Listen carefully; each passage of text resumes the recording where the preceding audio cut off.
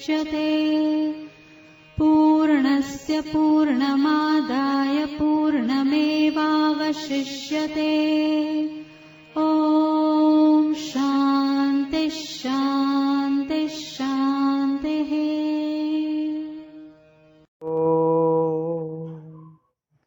सहनाववतु सहनौ भुनक्तु सह वीर्यं करवावहै तेजस्विनावधीतमस्तु मा विद्विषावहै।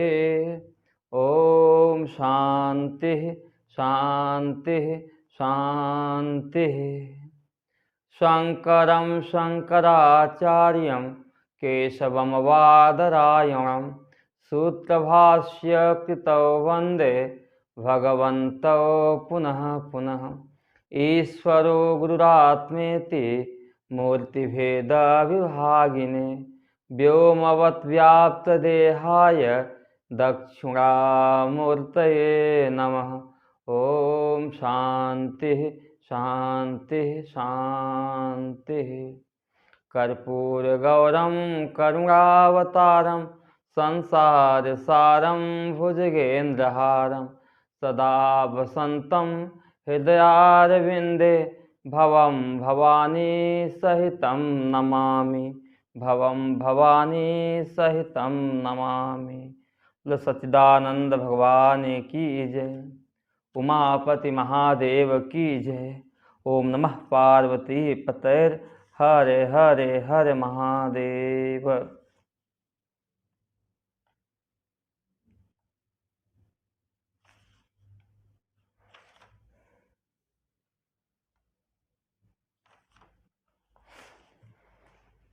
स्वामी श्री प्रेमपुरी आश्रम में सायं दया चिंतन गीता चिंतन माला के अंतर्भूत हम लोग भगवान शंकराचार्य द्वारा विरचित शिवानंद लहरी नामक ग्रंथ पर विचार कर रहे हैं।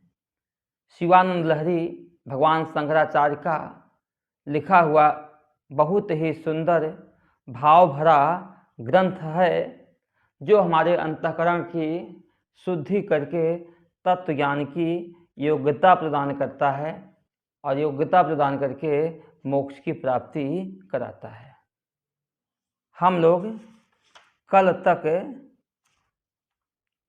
32वें श्लोक तक का विचार कर लिए थे, जहाँ कल हम लोगों ने विचार किया, हे प्रभु आपका दर्शन होवे तो कैसे होवे।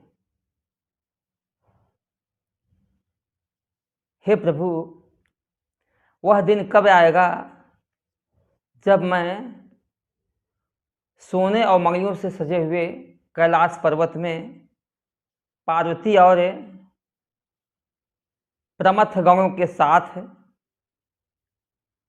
बैठा हुआ देखूंगा और आपके सामने दोनों हाथों को जोड़ करके अपने सर पर रख करके हे सांब, हे स्वामी, हे परम शिव, पाहि पाहि पाहि ऐसा शब्द के उच्चारण को करता हुआ विधाता ब्रह्मा के एक कल्प को एक क्षण के समान व्यतीत करूंगा सुखपूर्वक। हे प्रभु कब मुझे आपका साक्षात्कार होगा, उस रूप का जिस रूप में हे प्रभु आपने हाथों में मृग को धारण किया हुआ है, दूसरे हाथ में परशु धारण किया हुआ है, आपकी गर्दन नीली है, 3 नयन वाले हैं और उमा ने आपको आलिंगन किया हुआ है या आपके गोद में बैठी हुई हैं। ब्रह्मा आदि आपकी स्तुति कर रहे हैं। बड़े बड़े यति वृंद महादेव हर हर महादेव का संकीर्तन कर रहे हैं। आपके गण आपके मनोरंजन के लिए नृत्य आदि प्रस्तुत कर रहे हैं। हे प्रभु ऐसे स्वरूप का कब मेरे को साक्षात्कार होगा। हे प्रभु हमें केवल दूर से दर्शन मात्र से ही तृप्ति नहीं मिलेगी, बल्कि हे गिरीश, आपको देख करके कब हम आपके चरण युगलों को हाथ से लेकर के अपने सिर पर लगाएंगे, चरण रज अपने सिर पर लगाएंगे, पैर के नाखून अपने आंखों की पलकों से हम छुएंगे, स्पर्श करेंगे, पैर के तलवे को अपने सीने पर रख करके हे प्रभु दोनों पैर को एक सर्प की तरह कब लिपट जाएंगे, उन पैरों में हम कब लिपट जाएंगे, और लिपट करके हे प्रभु आपके चढ़े हुए कमल के फूल के जो पराग हैं, उन पराग की जो गंध आती है, जो गंध ब्रह्मा आदि को भी सुलभ नहीं होती है, उस गंध को अपने हृदय में अनुभव करते हुए हे प्रभु मैं कब आनंदित होऊंगा। देखो, संसार के किसी विषय भोग में किसी को भी कहीं भी आनंद की प्राप्ति हुई नहीं है। शिव महिमा स्तोत्र की व्याख्या में भी अंतिम दिन मैंने यही बताया था कि रावण जैसा प्रतापी, बलशाली, धनवान वह भी कल्पना करता है कदा निलिम्प निर्झरि निकुंज कोटर वसन विमुक्त दुर्मति सदा शिरस्थ मंजलिम वहन बिलोल लोल लोचनो ललाम भग्न भाल लग्नक शिवेति मंत्र मुच्चरण कदा सुखी भवाम्य हम।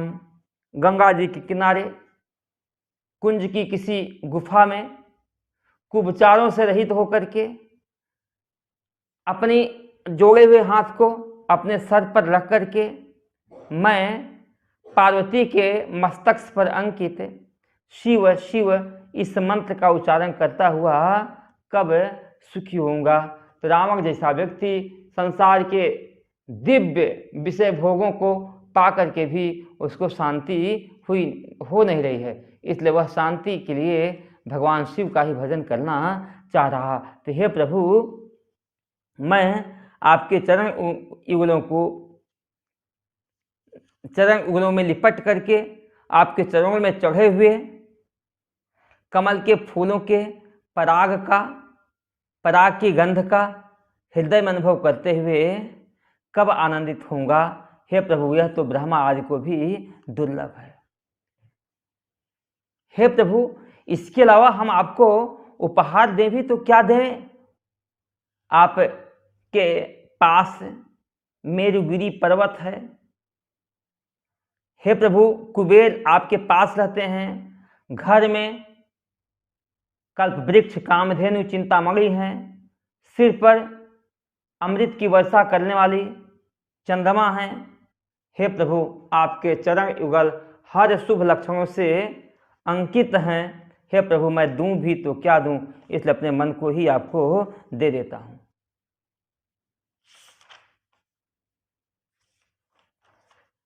हे प्रभु आपके पूजन में सारूप्य मुक्ति, संकीर्तन में सामीप्य मुक्ति, आपके भक्तों के साथ संभाषण में सालोक्य मुक्ति, अचराचर विश्व में आपका ही रूप देखने से हे भवानी पते सायुज्य मुक्ति की प्राप्ति होती है। और ये चारों मुक्तियाँ मुझे अभी इसी शरीर में मिल गई हैं, इसलिए हे प्रभु मैं कृतार्थ हो गया हूँ, कृतार्थ हो गया हूँ।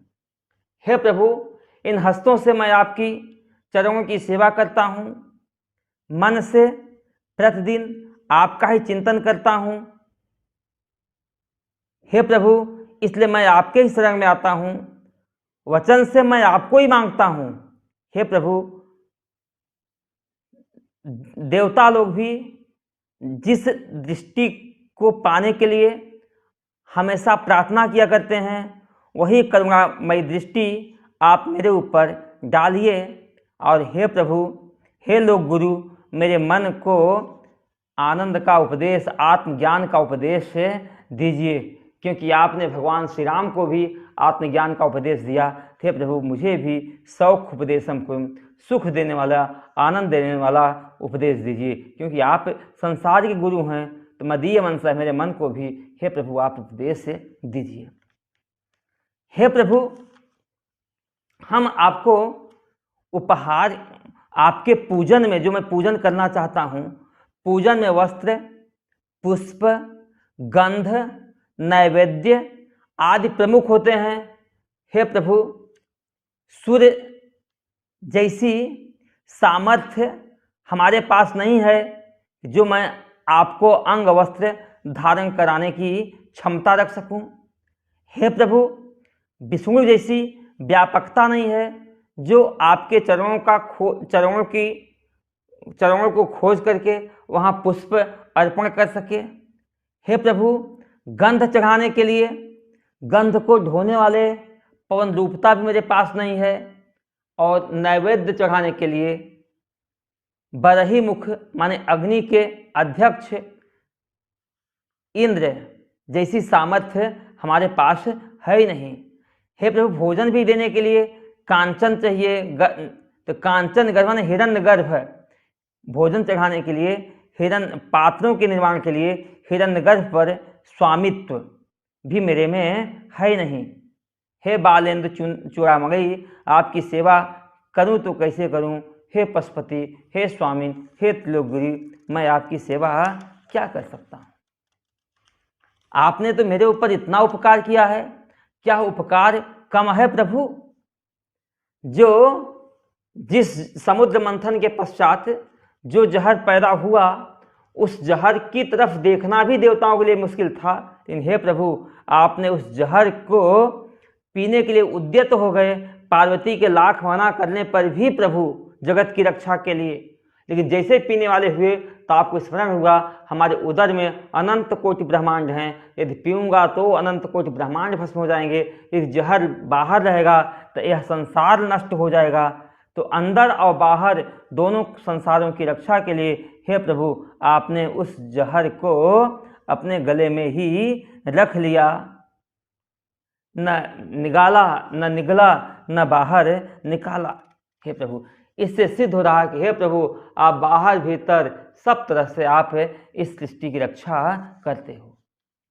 हे प्रभु, उस जहर की ज्वाला बड़ी भयानक थी, सारे देवता उससे भयभीत थे, लेकिन हे प्रभु, जिस जहर को देवताओं के लिए देखना भी संभव नहीं था, मुंह मोड़ के आए थे, हे प्रभु, आपने उस जहर को तो ऐसे देखा जैसे कोई प्रिय से प्रिय वस्तु है, उसको हाथ में ऐसे रख लिया जैसे पका हुआ जम्बू का फल हो, जिह्वा में ऐसे रखा जैसे कोई सिद्ध बूटी हो, और कंठ में तो ऐसे धारण किया जैसे नीलमणि होए, एक कोई आभूषण होए। हे शंभो महात्मन वर, हे शंभो, हे महात्मन, बताओ यह सब आपने कैसे किया? हम सब तो थोड़ी सी परिस्थितियों में विक्षिप्त हो जाते हैं, लेकिन हे प्रभु, इतनी विकट परिस्थितियों को आपने सहज से ही स्वीकार किया। कल तक हो गया था यहाँ तक, अब 33वें श्लोक का विचार करेंगे।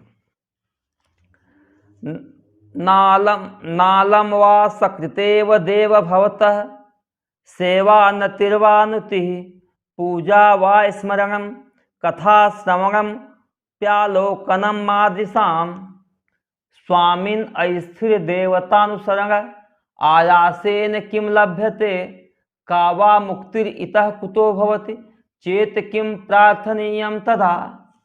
देव, हे स्वामी, न अलम मादिशाम, न अलम व मादिशाम, मेरे जैसे व्यक्ति के लिए क्या इतना पर्याप्त नहीं है? क्या पर्याप्त है? सकृत एव देव भवतः सेवा, एक बार मैंने आपकी सेवा कर दिया, न अलम, क्या एक बार की हुई सेवा पर्याप्त नहीं है? नतिर, एक बार मैंने अपने आप को झुका दिया आपके चरणों में, क्या इतना ही पर्याप्त नहीं है? नुति हुआ, अथवा एक बार आपकी मैंने स्तुति कर लिया, अथवा एक बार आपके सामने मैंने नृत्य कर लिया, क्या इतना पर्याप्त नहीं है? पूजा व स्मरणम, एक बार आपकी पूजा अथवा एक बार मैंने स्मरण कर लिया। कथा श्रवणम अपनी, एक बार मैंने कथा का श्रवण भी कर लिया। आलोकनम, एक बार आपको मैंने देख लिया, मंदिर में आपके दर्शन कर लिए, हे स्वामी क्या इतना करना पर्याप्त नहीं है? क्या आपको और चाहिए क्या? इस विषय में एक बहुत सुंदर कथा आती है कि एक बार नारद जी महाराज भगवान विष्णु के पास पहुंचे। भगवान विष्णु से कहा, हे प्रभु, इस संसार में आपका प्रिय से प्रिय भक्त कौन है? आपका प्रिय से प्रिय भक्त कौन है? भगवान विष्णु ने कहा कि उस गांव में जाओ, वहां एक किसान रहता है, वह मेरा प्रिय से प्रिय भक्त है। नारद जी महाराज भगवान विष्णु के प्रिय से प्रिय भक्त को जानने की इच्छा से, कामना से उस गांव में आए। छिप करके या भेष बदल करके उसकी गतिविधि देखना शुरू कर दिए।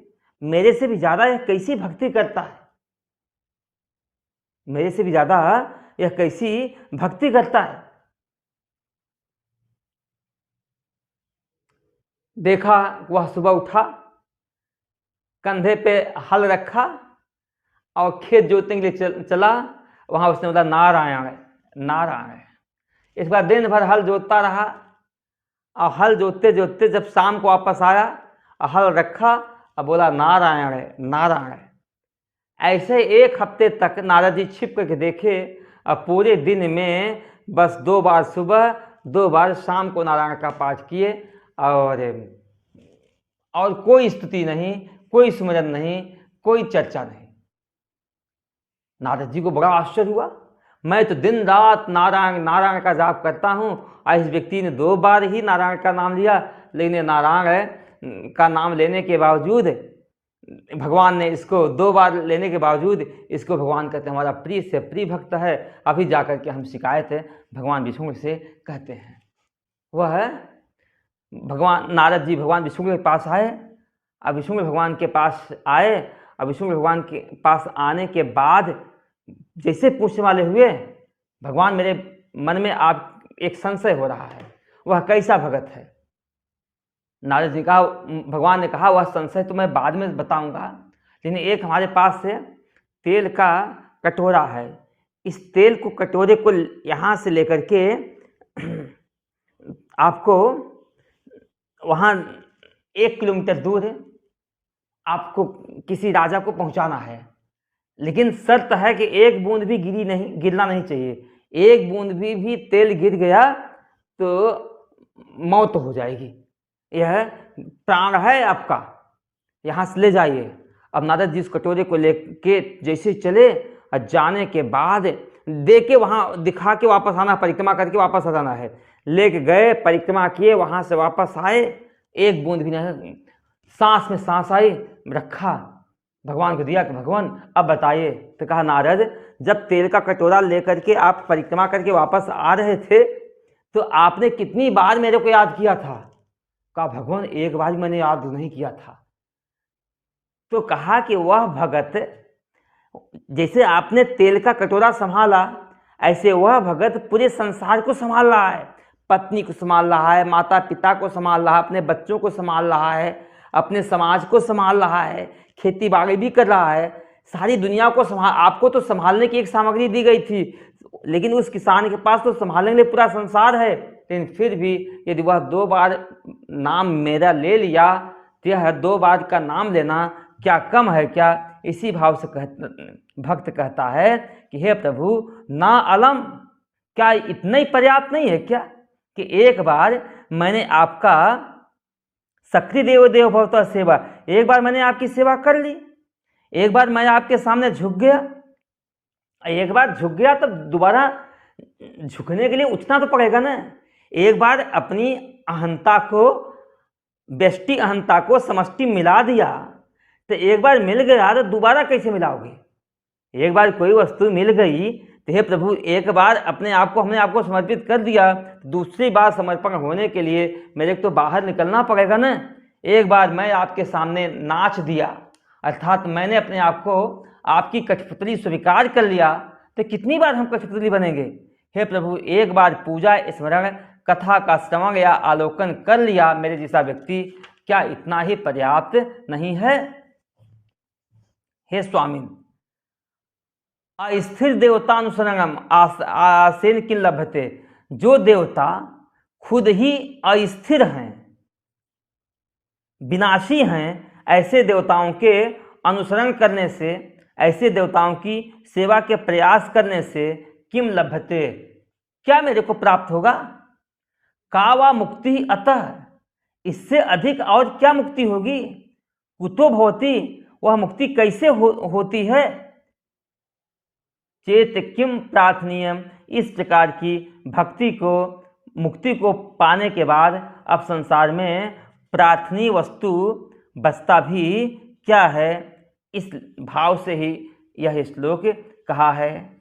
मतलब हर एक इंद्रियों से श्रवण कीर्तन आदि जो बताया गया है, इस जो नवधा भक्ति के रूप में भागवत में भी, विष्णु पुराण में भी, रामायण में भी कहा गया है, स्कंद पुराण में भी खंड 4 अध्याय 4 में यही लिखा है।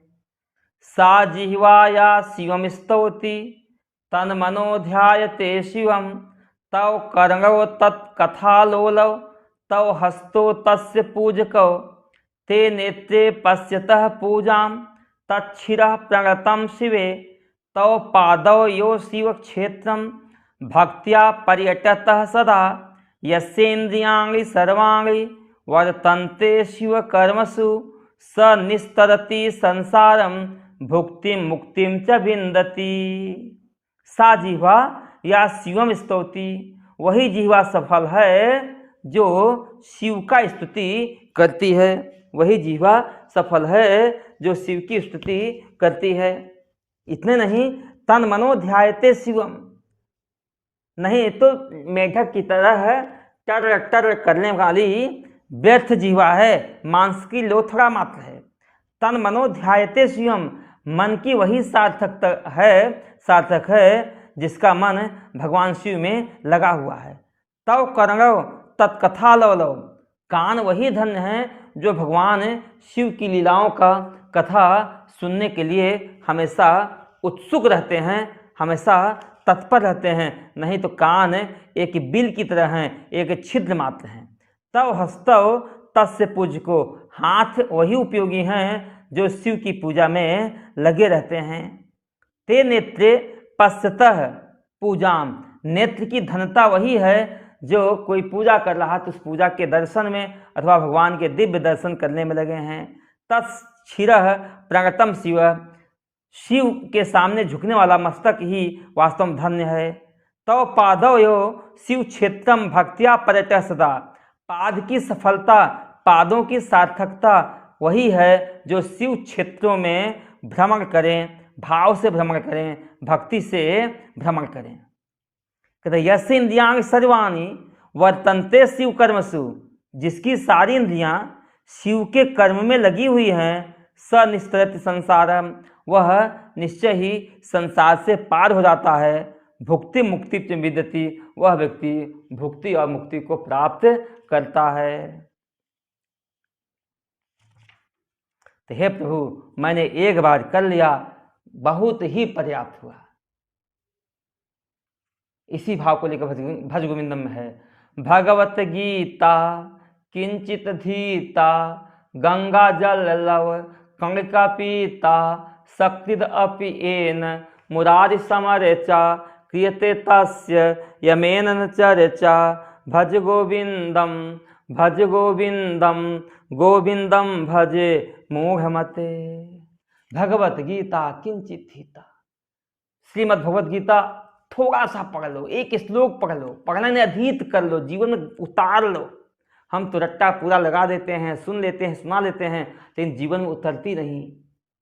गंगा जल, गंगा की एक बूंद, ज्ञान की एक बूंद, अहम ब्रह्मास्मि का पान कर लो, एक बार भी मुरारी की चर्चा कर लो, व्यष्टि भाव को हटा करके समष्टि में मिला दो, वह व्यक्ति मृत्यु के मुख से बाहर निकल जाता है। मृत्यु उस व्यक्ति का बाल बांका कर नहीं पाते हैं।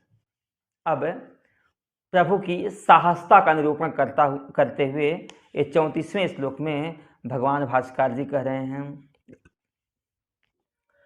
किम ब्रूमस्तव साहसम पशुपते कस्यास्ति संभो भवत धैर्यं चैदृशमात्मनः स्थितिरियं च अन्यैः कथं लभ्यते भ्रस्यद्देवगणं त्रसन्मुनिगणं नश्यत् प्रपञ्चं लयं पश्यन् निर्भयम् एक एव विहरत् यानंद सांद्रो भवान। पशुपते, हे पशुपति, हे जीवों के स्वामी, हे बंधन में बंधे हुए जीवों के स्वामी, किम ब्रूमा तव साहस, आपके साहस के विषय में हम क्या बोले, आपके साहस का वर्णन हम कैसे करें। किम ब्रूमा तव साहसम पशुपते, हे पशुपति, आपके साहस का वर्णन मैं कैसे करूं। संभव, हे संभव, कस्यास्ति भवत धैर्यम, आप जैसा धैर्य, आप में जैसा धैर्य है, आप जैसा धैर्य किसमें है, अर्थात हे प्रभु, आप जैसा धैर्य किसी में है ही नहीं। इतना नहीं, और ईदृशम आत्मना स्थिति, इस प्रकार से आपकी जो स्वरूप स्थिति है, अपने आप में ठहरना है, अपने आप में रुकना है। यम चान्नहि कथम लभ्यते, ऐसी अवस्था प्रभु, ऐसी आत्मस्थिति किसी दूसरे में कहाँ मिल सकती है, कैसे मिल सकती है। अर्थात जैसी आपकी स्थिति है, अपनी स्वरूप स्थिति, ऐसी स्थिति कहीं दूसरे में हो ही नहीं सकती है। हमारे इस साहस के बारे में, हमारे इस धैर्य के बारे में, हमारी इस आत्मस्थिति के बारे में तुम्हें कैसे बोध हुआ, तुम्हें कैसे ज्ञान हुआ कि मेरे में साहस कितना है, धैर्य कितना है, मेरी अपनी स्वरूप स्थिति कितनी है। कहते भ्रस्यत देवगण, जब देवगण, भ्रस्यत माने अपने स्थान से च्युत होने लगे,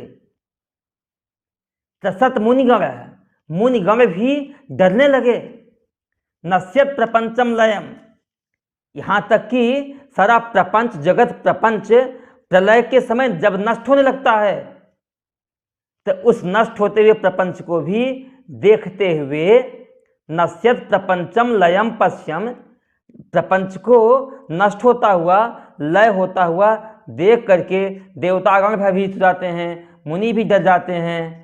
लेकिन इतनी बड़ी परिस्थितियों में भी निर्भय एक एवं विहरति आनंद सांद्रो भगवान, हे आनंद घन परमेश्वर, उस समय आप अकेले ही होते हो जो आनंद में रहते हो।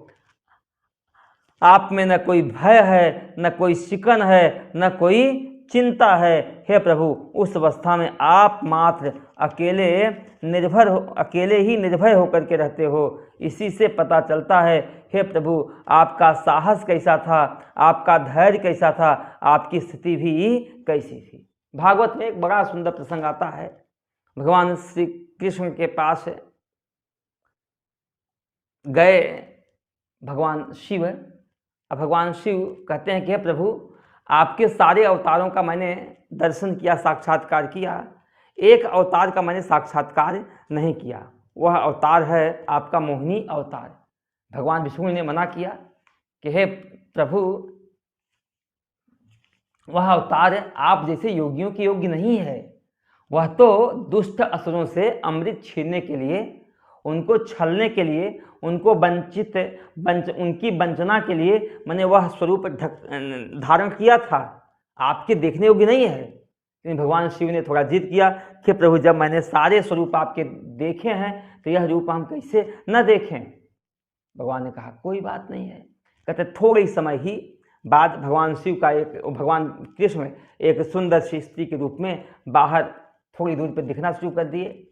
हवा बहा, उनके पल्लू से आंचल नीचे गिर गया, कपड़े थोड़े नीचे, साड़ी घुटने तक आ गए, और बाल घुमाती हुई आ रही थी। अब उसको देख करके उसमें भगवान शिव थोड़े समय के लिए पार्वती को भूल करके, उमा को भूल करके उसके पीछे पड़े। अब पकड़े में आई, जब पकड़े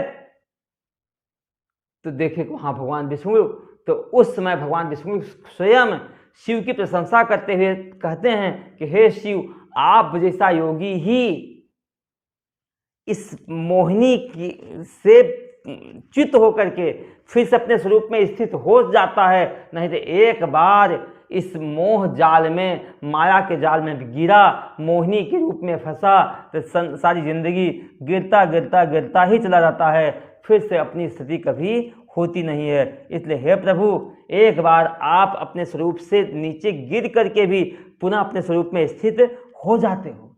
भगवान शिव की इतना महिमा है, भगवान शिव में तो ऐसा साहस है, प्रेम भी करते हैं तो इतना अटूट प्रेम करते हैं, पार्वती को तो अपना आधा अंग दे देते हैं, और जब अपने से उनकी उपेक्षा करते हैं तो सती को अपने से दूर एक माँ का दर्जा दे देते हैं। क्या साथ मेरी माँ हो गई, पति पत्नी का संबंध समाप्त हो गया।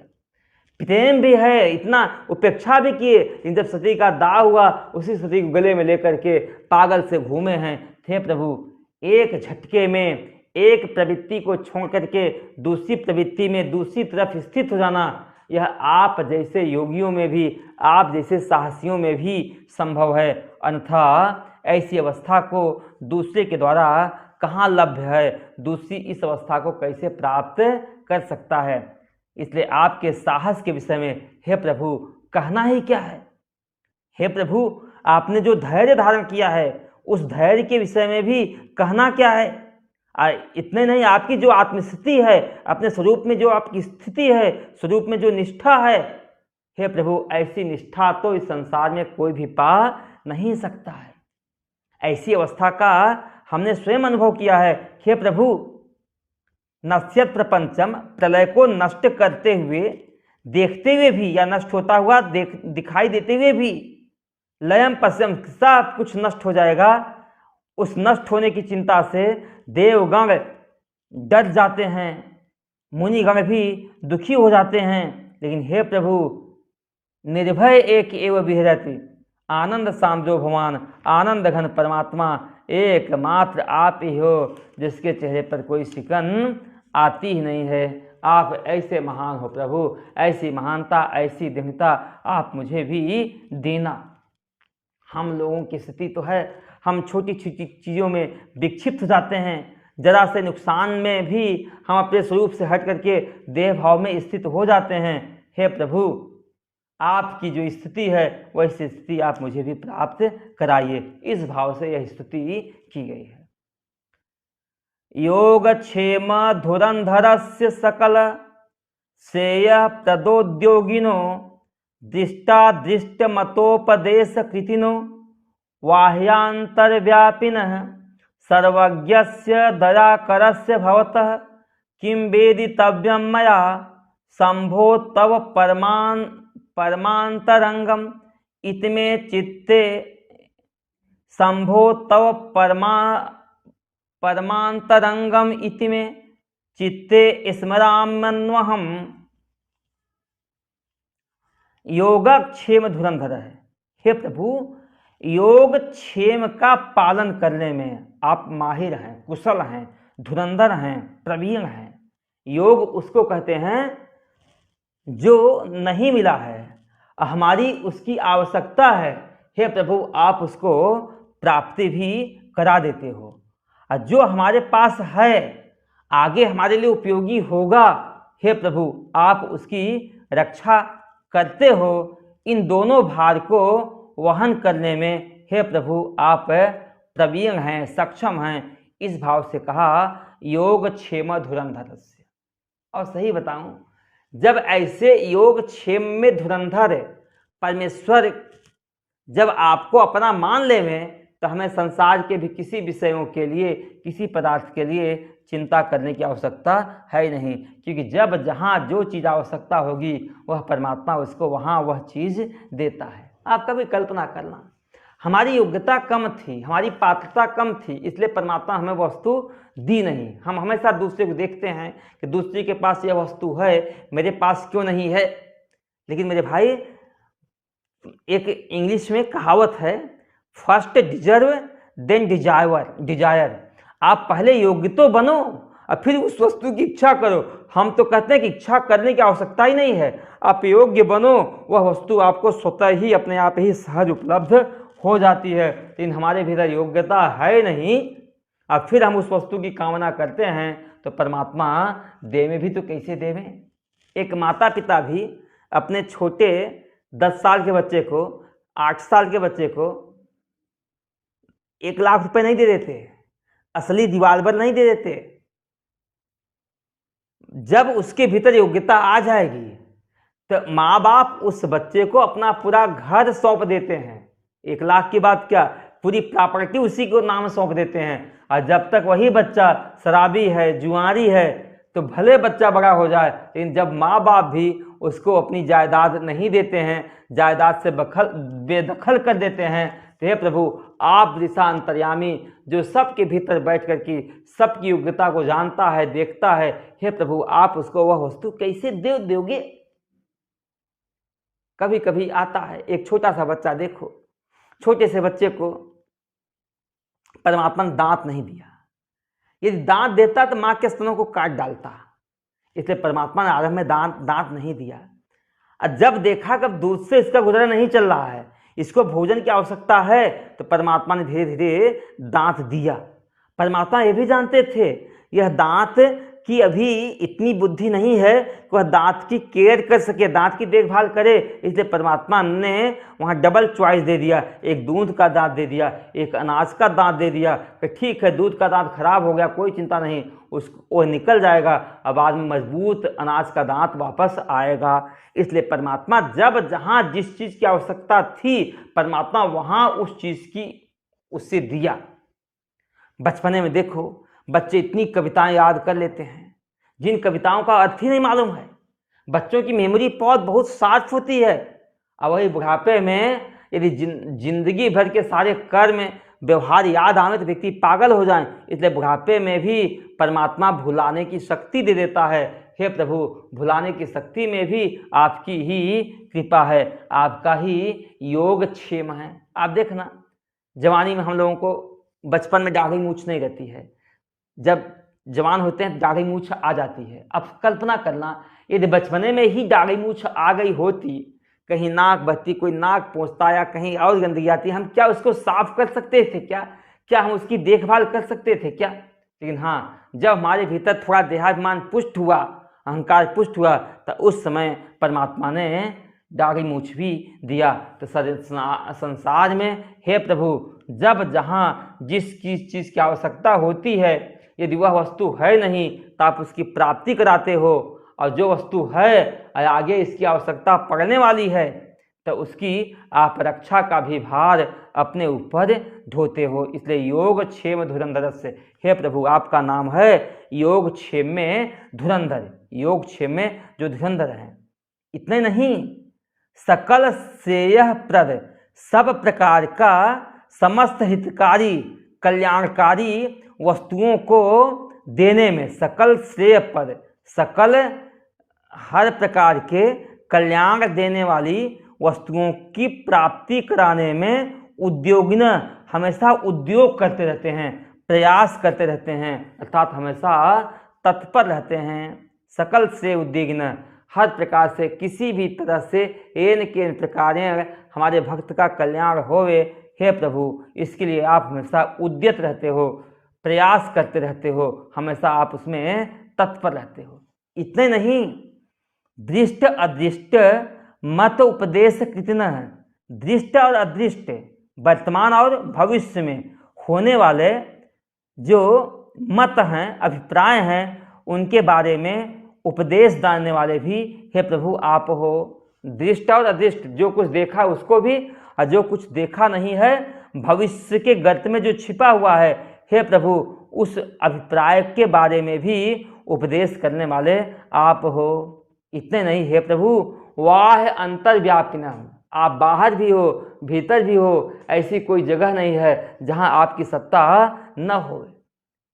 यह सब होने पर भी सर्वज्ञ से, हे प्रभु आप सर्वज्ञ हो, सब कुछ जानने वाले हो, दया करस से, हे प्रभु आप दया करने वाले परम दयालु हो। भवतः, हे प्रभु आप ऐसे हो तो किम वेदितव्यम मया, तो मेरे द्वारा आपके लिए क्या बताना है, जब आप सर्वज्ञ ही हो, सब कुछ सबके अंतःकरण में बैठ करके अंतर्यामी रूप से सबका नियमन करके सबकी बुद्धि वृत्तियों की स्थिति को आप जानते हो, थे प्रभु आपको बताने कोई आवश्यकता है ही नहीं, आप स्वयं ही सब कुछ जानते हो। किम वेदितव्यम मया, मेरे द्वारा बताने योग्य आपको है भी क्या संभव। तुम परम अंतरंग, हे प्रभु आप मेरे परम ही अंतरंग हैं, मेरे अत्यंत ही अंतरंग हैं। इस ऐसा मैं चित्ते स्मरामी अनुभव, मैं रोज के रोज ऐसा सोचता रहता हूँ और ऐसा सोच करके ही मैं निश्चिंत रहता हूँ। मुझे संसार के किसी भोग पदार्थ की चिंता होती नहीं है, क्योंकि वह परमात्मा हमारे हृदय में बैठ करके हमारे पास से पास रह करके ही हमारे योग क्षेम की पूर्ति वह करते हैं। वह परमात्मा जब हमारे पास मौजूद हैं, जो हमारे हितकारी हैं, हमेशा हमें कल्याण के रास्ते पर ले जाने वाले हैं, तो फिर हमें चिंता करने की आवश्यकता भी क्या है। हे प्रभु दृष्ट अदृष्ट के उपदेश को भी देने वाले हो, बाहर भीतर से व्याप्त हो, सब कुछ जानते हो प्रभु, दयालु हो, कृपालु हो। हे प्रभु मैं आपको क्या बताऊं, बस हे शंभु आप मेरे अंतरंग हो, आप हर ढंग से मेरा कल्याण करने वाले हो, ऐसा मैं अपने चित्त में हमेशा हर पल याद रखता हूँ, रात दिन यही विचार करता हूँ। हे प्रभु आपको भूलना भी चाहूँ तो मैं भूल नहीं पाता। कई लोग कहते हैं मेरे भगवान याद नहीं आता। अरे हम सोचते हैं भगवान याद नहीं आता, तो भगवान भूलता कब है बताओ। आप कल्पना करो, संसार की कोई वस्तु कोई दे देवे, कोई व्यक्ति मोबाइल दे देवे, किसी भगत को मोबाइल दे देवे, जैसे मोबाइल उठाएगा तो हमेशा देने वाले की याद आएगी। किसी ने माला दे दिया, महात्मा ने, गले की माला निकालोगे तुरंत भाव आएगा कि इस माला को हमारे गुरु जी ने मुझे दिया था। माला देखते ही गुरु जी की याद आ जाती है। उसी प्रकार से संसार की जिस वस्तु को हम देखते हैं, उस वस्तु को देखते ही मुझे परमात्मा की याद आ जाती है कि परमात्मा जब जहाँ जिस चीज़ की आवश्यकता पड़ी आपने वह चीज़ वहाँ मुझे उपलब्ध कराई। हे प्रभु आपने मुझे हर पल संकट से बचाया, भले हमें उसमें सुखकारी लगता था। नारद जी को जब विवाह करने की इच्छा हुई और नारद जी भगवान विष्णु के पास जाके कहते हैं, जेहि विधि नाथ हो ही तुमोरा, करहु सुबेग दासो में तोरा। हे प्रभु जिस तरह से मेरा कल्याण होवे आप वह उपाय करो, मैं आपका सेवक हूँ। भगवान ने सोचा नारद जी का विवाह करने में तो कल्याण होगा नहीं, बल्कि नारद जी महाराज उलझ ही जाएंगे, इसलिए इनका विवाह मत कराओ। और उनका विवाह न होवे इसलिए भगवान ने नारद जी को बंदर का रूप दे दिया। विवाह नहीं हुआ तो नारद जी बड़े दुखी होते हैं कि भगवान ने छल किया, कपट किया, मेरा विवाह होने नहीं दिया। लेकिन प्रभु आपने नारद जी के साथ कोई छल कपट नहीं किया, आप जानते थे कि नारद जी विवाह करके दुखी हो जाएंगे, इसलिए नारद जी का कल्याण किसमें है। किसी का विवाह करा के कल्याण कराते हैं और किसी का विवाह न करा के कल्याण कराते हैं। आप देखना शंकर जी विवाह नहीं कर रहे हैं, यहाँ उन्होंने उनका विवाह करवा के कल्याण कराया, विवाह करवा कल्याण किया। विभीषण को राज दे के कल्याण कराया, अब बाली का राज छीन के कल्याण कराया। तो भगवान तो किसी को विवाह करा के कल्याण कराते हैं, किसी का विवाह न करवा के कल्याण कराते हैं, किसी को धन दे करके कल्याण कराते हैं, किसी का धन छीन करके कल्याण कराते हैं। हे प्रभु आप किसी का जीवन दे के कल्याण कराते हो और किसी का जीवन लेकर के भी कल्याण करते हो। हे प्रभु सकल से प्रद उद्योगिन, हर प्रकार का कल्याण हमारे भक्त का कैसे होवे इसके लिए आप हमेशा प्रयास ही करते रहते हो। तो हे प्रभु जब आप हमेशा प्रयास ही करते रहते हो तो हमें चिंता की कोई आवश्यकता है ही नहीं। हम लोग भी कहते हैं देखो जैसी जहाँ जो परिस्थिति आती है, हम कितनी प्लानिंग बनाते हैं, कितनी योजनाएं बनाते हैं। हम ही योजना बना रहे थे, इस समय हम यहाँ से कहीं और चले जाएंगे, शायद भुज जाना था, लेकिन भुज वाला मामला कैंसिल हो गया, हरिद्वार में आना हुआ हरिद्वार आकर के गिरीश भाई ने फ़ोन किया कि महाराज ये आपको ये प्रवचन करना है। मेरे को भरोसा था अपनी मोबाइल से मेरा प्रवचन हो जाएगा। एक दिन मैंने आजमाया अपने मोबाइल में प्रवचन करने के लिए, तो पता लगा 2 GB में केवल आधे घंटे का प्रवचन हो पाया। यदि मैं अपने मोबाइल के भरोसे रहता, न सीख पाता, तो शायद प्रवचन हो ही नहीं पाता। ये तो भगवान की प्रेरणा थी कि मैं आश्रम में पहुंचा और यहाँ आश्रम के मोबाइल से ही प्रवचन रिकॉर्ड हो करके वो प्रवचन आदि ऑनलाइन है, यूट्यूब के माध्यम से आप लोगों को सुनना मिल रहा है। यदि यहाँ न होता तो शायद मैं समर्थ नहीं था। अब आगे भी स्वाध्याय में 1 महीने आप लोग सुनेंगे मुंडक उपनिषद। अब उसके लिए एक नया मोबाइल लेंगे, क्योंकि यहाँ जाना पड़ेगा मेरे को, ये मोबाइल हमें उपलब्ध हो नहीं पाएगा। तो हे प्रभु, आपने दुख आने के पहले, परिस्थिति का आने के पहले आपने दुख से बचने का उपाय आपने हमें बता ही दिया, हमें वहाँ से निकलने का रास्ता दिखाई दिया। इसलिए हे प्रभु, सकल से प्रद उद्योगिन, हर प्रकार से कल्याण हमारे भक्त का कैसे होवे उसको देने के लिए हे प्रभु आप हमेशा उद्यम, आप हमेशा प्रयास करते रहते हो। हमने एक बार नहीं 1000 बार देखा। एक बार मैं कानपुर कथा करने के लिए गया था, कहीं भागवत कथा थी, तो वहाँ मेरा एक बैग था। हमने किसी से कहा था कि एक तो मैं ले जा रहा हूँ, एक आप ले आ देना। उसमें कंबल आदि थे, स्वेटर आदि थे, और पता लगा कि वो बैग लाना भूल गए। और आगे हमें आगरा में जाना था प्रवचन करने के लिए। हमारे पास न स्वेटर था, न कंबल था, और सर्दी का समय आ गया था। अब मेरी मांगने की वृत्ति होती भी नहीं किसी से कहें। और 14 दिन कथा किया, 15 दिन जब जाने की तैयारी हो गई, बैग भरा, तब तक एक माई लाई, महाराज ये कंबल और स्वेटर आप ले लीजिए। हमें बड़ा आश्चर्य हुआ कि हे प्रभु, जब जहाँ जो आवश्यकता होती है आप वहाँ वह चीज़ हमें प्रदान कर ही देते हो। इसी बार की सर्दी में हमारे गर्म कपड़े सारे रखे हुए हैं नेरुल में, किसी घर में रखे हैं, क्योंकि नवंबर में कथा करने के लिए चेंबूर जाता हूँ, वहीं से सामान लेकर के मैं निकल जाता हूँ, ठंडी इधर काटता हूँ। लेकिन इस बार जुलाई से ही बॉम्बे छोड़ा, 5-6 महीने रहने के बाद जुलाई से छोड़ा बॉम्बे, और तब से बॉम्बे जाने का नौबत ही नहीं आए। और सर्दी का समय अब बीते तो कैसे बीते, तो भगवान ने एक नहीं 4-4 स्वेटरों की व्यवस्था कराई, कंबल की व्यवस्था कराई। तो हे प्रभु, आपकी उदारता के विषय में हम कहें ही क्या। तो आप योगक्षेम और कल्याण के साधन के लिए हमेशा प्रभु तत्पर रहते हो। मेरा तो दृढ़ विश्वास, पक्का विश्वास आपके ऊपर हो ही गया है। कई लोग कहते हैं महाराज ये आश्रम बना लो, आश्रम में रहना है, ये करना। हम कहा जहाँ आवश्यकता होगी, जब आवश्यकता होगी, परमात्मा कोई न कोई व्यवस्था करेगा ही करेगा। जब हम परमेश्वर के सहारे हो गए हैं तो हम निश्चिंत क्यों नहीं जिए। जैसे एक छोटा बच्चा अपने माँ बाप के सहारे कहीं यात्रा पे जाता है, तो टिकट लिया या नहीं आया, टीटी आ रहा है या नहीं आ रहा है, खाने की व्यवस्था हुई है या नहीं हुई है, जहाँ जा रहे हैं वहाँ रहने की व्यवस्था करनी नहीं करनी है। जब उस बच्चे के पास उसके माता पिता उपलब्ध हैं तो उस बच्चे को चिंता की कोई आवश्यकता होती नहीं है। उसी प्रकार से हे प्रभु, जब आप हमारे योगक्षेम के पालन करने में लगे हुए हो, हर प्रकार का कल्याण करने में उद्योग प्रयासरत हो, तो हे प्रभु मेरे को चिंता करने की कोई आवश्यकता है ही नहीं। इतने नहीं, दृष्ट अदृष्ट जो दिख रहा है उसके लिए भी, जो नहीं दिख रहा है वहाँ भी, वर्तमान और भविष्य में होने वाले घटनाओं के बारे में, होने वाली परिस्थितियों के बारे में, हे प्रभु उपदेश कितना है। आप उपदेश देने वाले हो, आप जानने वाले हो, आप बताने वाले हो आगे क्या होने वाला है। वाह आंतर व्यापन, हे प्रभु बाहर भीतर सर्वज्ञ आप व्याप्त हो, सर्वज्ञ है, सब कुछ जानने वाले हो, परम दयालु प्रभु हो। आपसे मैं क्या बताऊं, मैं बताऊं भी तो क्या बताऊं।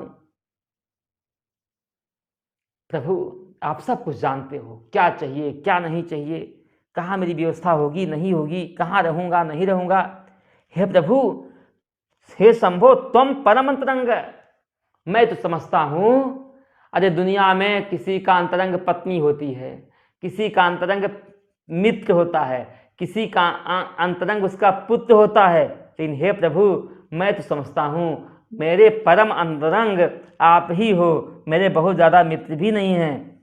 ऐसा प्रभु हम हर पल स्मरण किए रहते हैं, इसलिए हे प्रभु इस संसार में रहते हुए भी मैं निश्चिंत रहता हूँ, मेरे को किसी भी प्रकार की कोई चिंता होती ही नहीं है।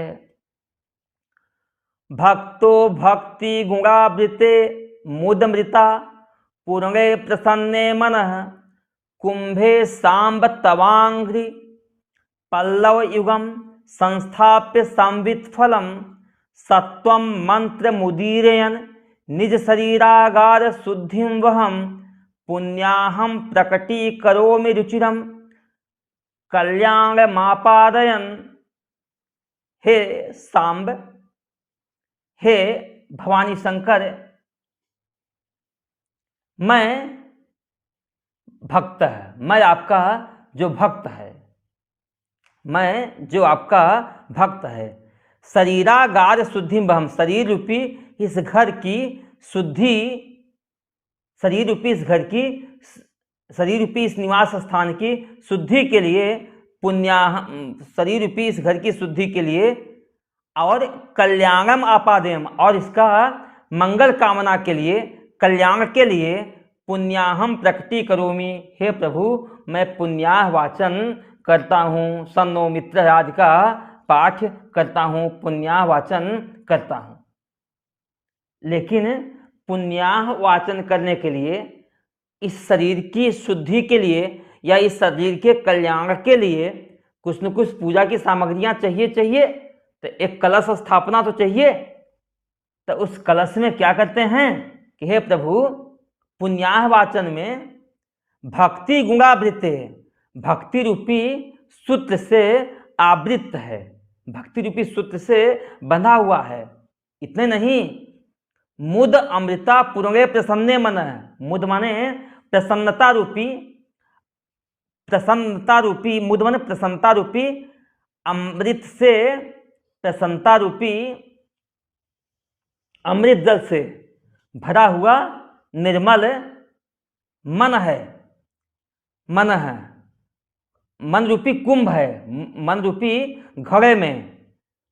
तव अंघ्रि पल्लव युगम, आपके चरण रूपी आम के पत्ते हैं रख करके संस्थाप्य, संबित फलम संस्थाप्य, ज्ञान रूपी श्रीफल को स्थापित करके, मंत्रम उदयन, पंचाक्षर रूपी मंत्र की आहुति हे प्रभु मैं दे रहा हूं। देखो इस श्लोक में यह भाव है कि शरीर का कल्याण करने के लिए अथवा शरीर जो एक पाप का घड़ा है उसकी शुद्धि के लिए हे प्रभु मैं पुण्याह का वाचन करता हूँ। इन पुण्याह का वाचन करके हे प्रभु, पुण्याह के वाचन के लिए कलश चाहिए। तो कलश क्या है?